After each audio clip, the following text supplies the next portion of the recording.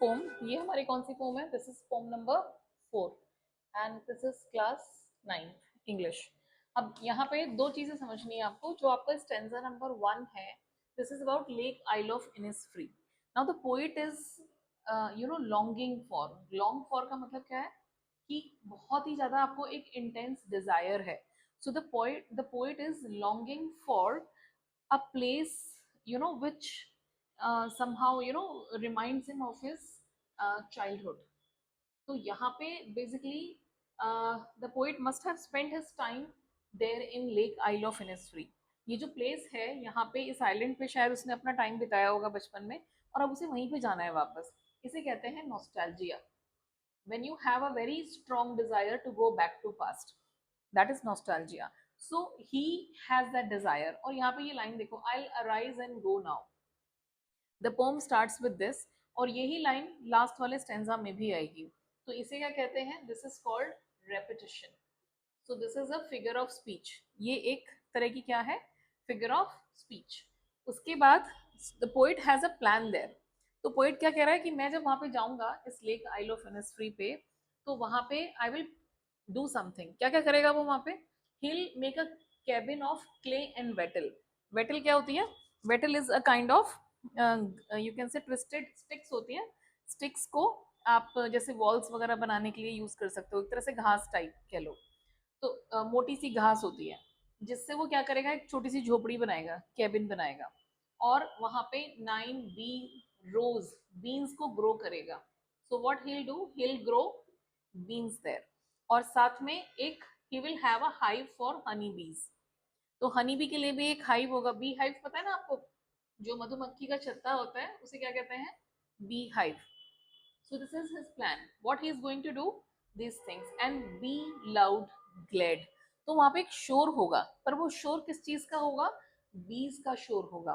जैसे बीज जो आवाज करती हैं उसे क्या कहते हैं? Humming.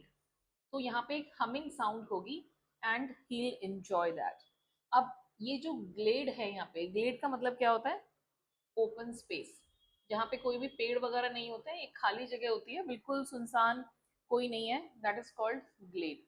So what he is planning कि मुझे ऐसी जगह पे जाना है, perhaps this is the place, कि वहां पे जाके एक अपना मिट्टी का घास वास का एक केबिन बनाएगा, वहां पे बीन्स ग्रो करेगा, और साथ में हनी बी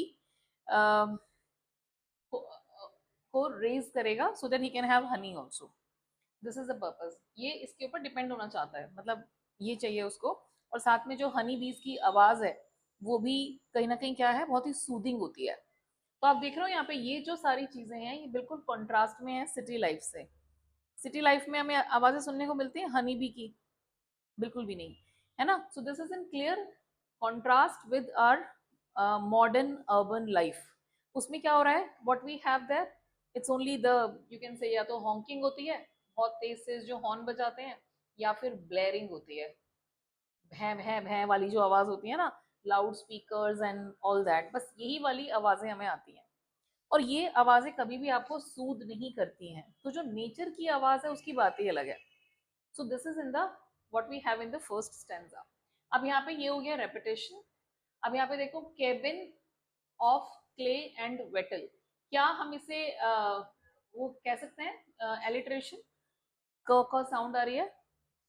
नहीं, be careful, this is not alliteration, ध्यान रखना। क्योंकि यहाँ पे क साउंड है और यहाँ पे क्ल साउंड है। देख रहे हो, इसके बीच में कोई वाल नहीं है, तो दिस इज नॉट एलिट्रेशन, याद रखना। एलिट्रेशन है यहाँ पे हैव, हाइव, हनी। समझ रहे हो? तो जो साउंड्स हैं उसमें आपको ये भी देखना पड़ेगा कि साथ में एक वाल भी होना जरूरी है। Is that clear? तो आपको खाली वो क का साउंड नहीं देखने की भाई यहाँ पे भी सी आ रहा है, यहाँ पे भी सी आ रहा है, ये भी देखो ना। तो दिस इज नॉट सी स साउंड, दिस इज, और ये क साउंड नहीं है, ये क्या है? ये क्ल। तो इसलिए ये वाला एलिट्रेशन नहीं है, दिस इज एलिट्रेशन। क्या कहते हैं इसको? एलिट्रेशन। तो जब एक ही लाइन में जो वर्ड्स हैं उनमें सिमिलर साउंड्स हैं, चाहे वो बीच में कुछ और भी वर्ड आ रहा हो चलेगा, तो उसे हम कहते हैं alliteration. Is that clear? So bee loud glade, this is what we have. Clear?